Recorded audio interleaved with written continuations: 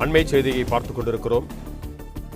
நீர்நிலையை ஆக்கிரமித்து கட்டப்பட்ட கட்டிடங்களுக்கு மின் இணைப்பு, குடிநீர் இணைப்பு கொடுத்தது எப்படி என்று உயர்நீதிமன்றம் கேள்வி எழுப்பியிருக்கிறது. ஆக்கிரமிப்பாளர்களுடன் அதிகாரிகள் செயல்படுவதாக சந்தேகம் எழுகிறது என்றும் உயர்நீதிமன்றம் தெரிவித்திருக்கிறது. நீர்நிலையை ஆக்கிரமித்து கட்டப்பட்ட கட்டிடங்களுக்கு மின் இணைப்பு, குடிநீர் இணைப்பு கொடுத்தது எப்படி என்று உயர்நீதிமன்றம் கேள்வி எழுப்பியிருக்கிறது. இது தொடர்பான கூடுதல் விவரங்களோடு இணைகிறார் எமது செய்தியாளர் ஆனந்த்குமார். வணக்கம் ஆனந்த், உங்களிடம் இருக்கும் தகவல்களை சொல்லுங்கள். வணக்கம்.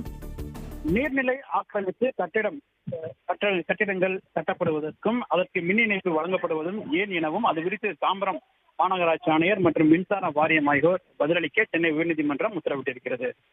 தாம்பரம் மாநகராட்சிக்கு உட்பட்ட நன்மங்கலத்தில் ஏரியை ஆக்கிரமித்து அடுக்குமாடி குடியிருப்புகள் கட்டப்பட்டிருப்பதாகவும் இந்த ஆக்கிரமிப்புகளை அகற்றக் கோரி அந்த பகுதியைச் சேர்ந்த ராமச்சந்திரன் என்பவர் சென்னை உயர்நீதிமன்றத்தில் பொதுநல மனு தாக்கல் செய்திருந்தார். அந்த மனுவில் ஆக்கிரமிப்பை அகற்றக் கோரி அளித்த மனுவை அரசு உரிய பதிலளித்ததாகவும் ஆக்கிரமிப்புகள் இருப்பதாக ஒப்புக்கொண்ட போதும் அவற்றை அகற்ற நடவடிக்கை எடுக்கவில்லை எனவும், எனவே ஆக்கிரமிப்புகளை அகற்ற உத்தரவிட வேண்டும் எனவும் கோரியிருந்தார்.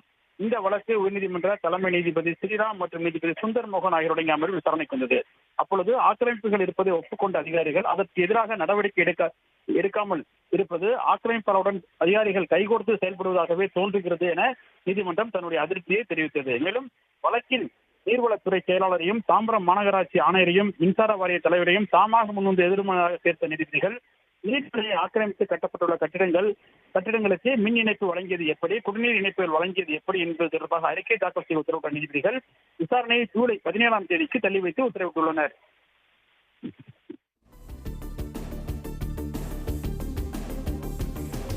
நன்றி ஆனந்த்குமார், உங்கள் தகவல்களுக்கு.